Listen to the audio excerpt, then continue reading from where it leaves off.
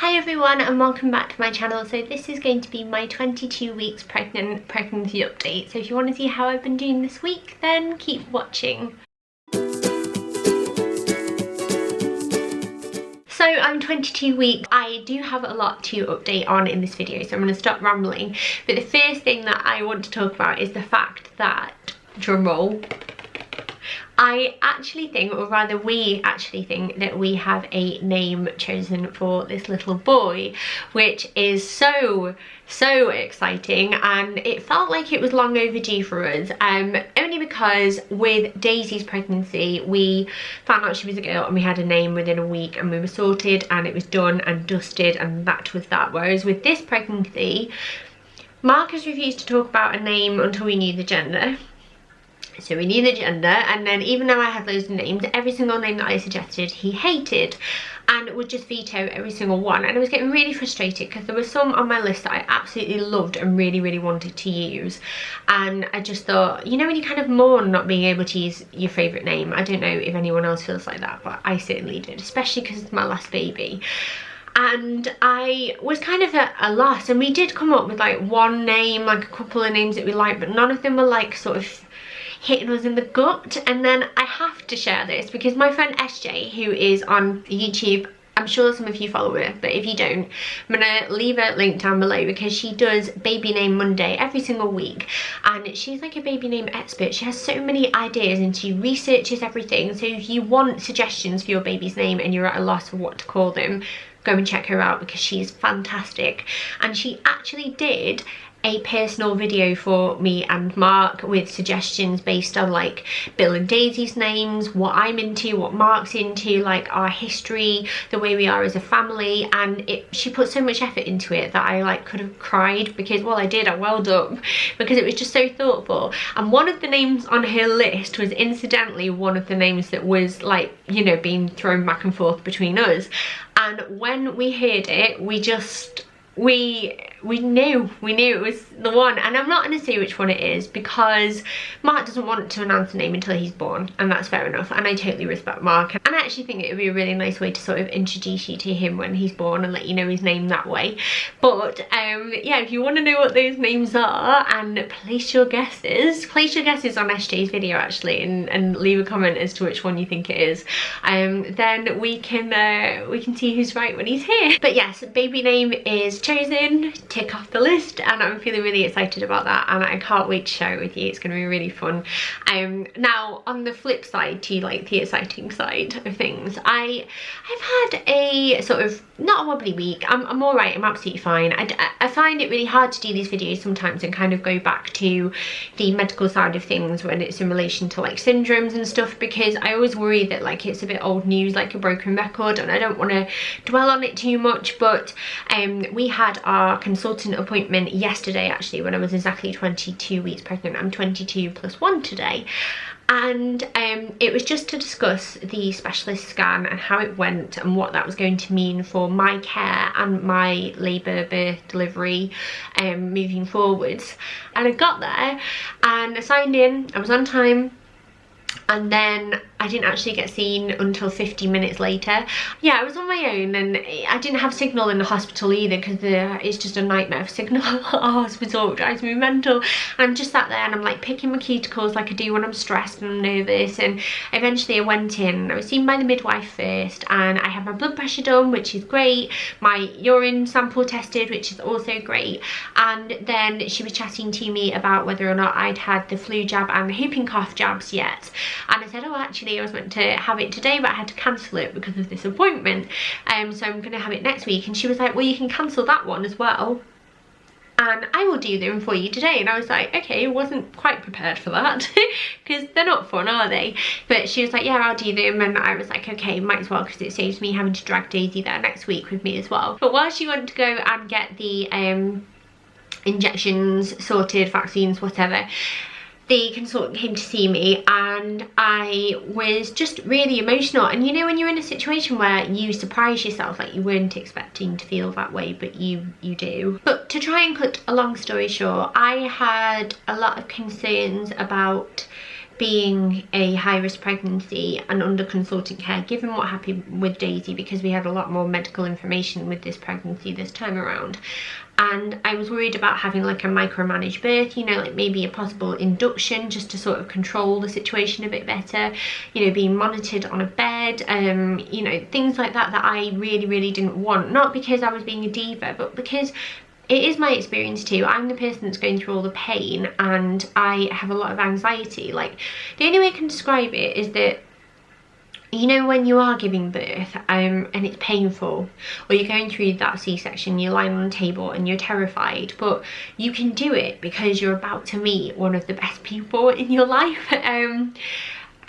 It's still the same as that, but when you have a worry this time all throughout your pregnancy and then during the birth that perhaps this baby is going to be born and then taken straight away from you, it's very hard to stay focused and not almost be frightened to push them out or to give birth to them or go through that C-section, because they are safe inside of you for the meantime. But once they're out, you don't know what's going to happen until you hold them in your arms. And it's like, for my birthing experience to be, you know, not ideal for me would be even worse, because I know that I'm going to be nervous when it happens, and I know I am, it's just the way it is.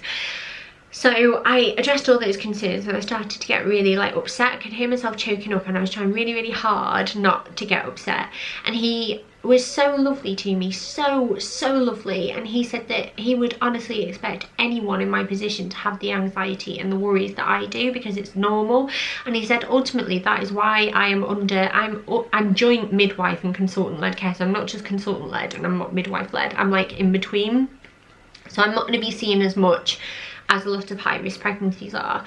And he said basically, you are low risk and this baby, as far as we're concerned, as far as science can tell us, is low risk, but you are under our care because we have a duty of care to look after you. And also we can't ignore what has happened, you know, with Daisy's pregnancy and birth and, you know, her syndrome and things like that. And he said, would it help if we arranged a reassurance scan for you just to sort of help with those feelings? And then I got so upset because he was so lovely that I started crying and like wittering on about NHS resources, and like I didn't want to waste anyone's time, and you know, there are people that really need scans and I feel like it's not fair that I should have an extra one. He was like, no, it is fair, like it's absolutely valid. And he was the loveliest person, and everyone in the room was really supportive and kind, and I just felt so much better afterwards, and I feel a lot more positive. I think, like, even though we had good news at the scan, it was still in my head that like, what next? And I just came away feeling so much better, but also very drained and a little bit groggy, because then I had 2 needles in each arm. Now I have to say, the flu jab was fine, neither of them really hurt that much, but I have such an achy left arm because of the whooping cough jab, and I did have that last time with Daisy. The midwife warned me that I might feel like quite under the weather for a couple of days, and I have to say, this time it didn't happen with Daisy. Can't really remember what it was like with Bill, but last night I went to bed at 8:30 and I was out like a light, and I do feel really like under the weather today. So I don't know if it's related, or I don't know if it's just like a coincidence because it's such a gross time of year, isn't it? But yeah, that was good, and I feel like a lot more positive about everything. And one thing that I have done this week is dig out my hypnobirthing book, because I did hypnobirthing with Daisy and I kind of self-taught myself. I downloaded tracks and I read the book. I couldn't afford the classes in my pregnancy with her, and I don't really feel like I can justify the classes this time around, given that we have to upgrade our car and all of that jazz. So I'm going to go back to basics and do what I did last time because it worked. And this is the Hypnobirthing book by Catherine Graves, so I'll leave a link to that down below if you're interested. So that is kind of where I'm up to. And so it's been like, it was like an emotional day yesterday, and I obviously found it a bit hard, but I feel really good about it now. I did have ideas about a home birth and things like that, but I am a perfect candidate for a home birth as a pregnant lady and as my labours go, but because of my syndrome, even though we've had such good news with this baby boy, I'm not sure if I could ever take that risk. Even though we're really close to the hospital, I don't know. So I'm just really hoping this time for a water birth without any drugs or anything like that, and just a really positive birth experience, and obviously being able to take my baby home with me afterwards, but we shall see. Really quickly, I'm just going to touch on symptoms, and really the only two that I've had this week is the amping up again of heartburn. It's really starting to get me, I would say, after I've eaten, obviously, but it seems particularly worse at night, and I'm wondering if that is just because I'm usually fuller at night. But I go to bed and I can feel it kind of coming up my my throat, and it burns a bit. It's not really painful yet, but considering I'm only 22 weeks and it's already started, I just feel a bit like, oh, it's not going to be nice, this, is it?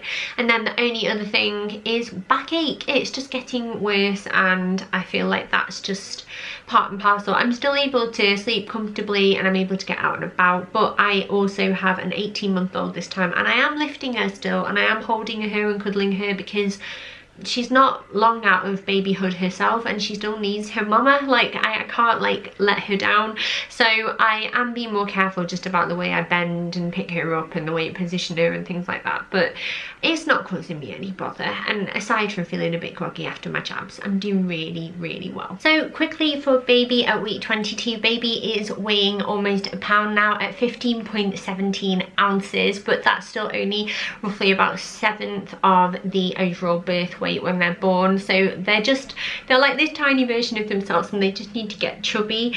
And obviously at the moment you should start to feel more sort of defined and regular movements, and I can definitely say that for him. He's not my most active baby by any means, but he is definitely there and I know he's definitely like okay. I heard his heartbeat at the appointment yesterday, and it was nice and strong, and he was very happy. And he is also developing a lot with his brain now. Like, there's a lot of neural development going on, which is exciting because things are starting to become a bit more, you know, aware for him. He's a bit more aware of himself and being in the womb and what's going on, which is nice because I always think it must be so boring being in there. So I'm going to quickly show you my bump and then I will let you go. So this is my bump with this top on. If you are pregnant and you're wondering where it's from, this is a maternity top from ASOS Maternity, and it wasn't very expensive at all. It's a lovely bright coral red shade and has embroidery as well. And then if I lift this up, this is the size of me now. Now, Mark seems to think that I am very big already, and I do feel like I'm showing a bit more this time. I think it's because I'm smaller than I've ever been in any pregnancy, and I think it's just the bump proportionate to me just feels a lot bigger. But yeah, that is my little baby boy. So that is everything from my week 22 update. If you would like to know more about hypnobirthing or my experience and things like that, let me know in the comments down below. And obviously if you have any advice from me in that instance as well, and any tips that you think I should take on, given the fact that I am a bit nervous about everything, then I would love your advice in the comments as well, because I am never one to not listen to advice. So thank you so much, and I hope all of you are doing well if you are pregnant as well. So I will see you next time. Have a lovely day whatever you're up to, and I'll see you then. Bye.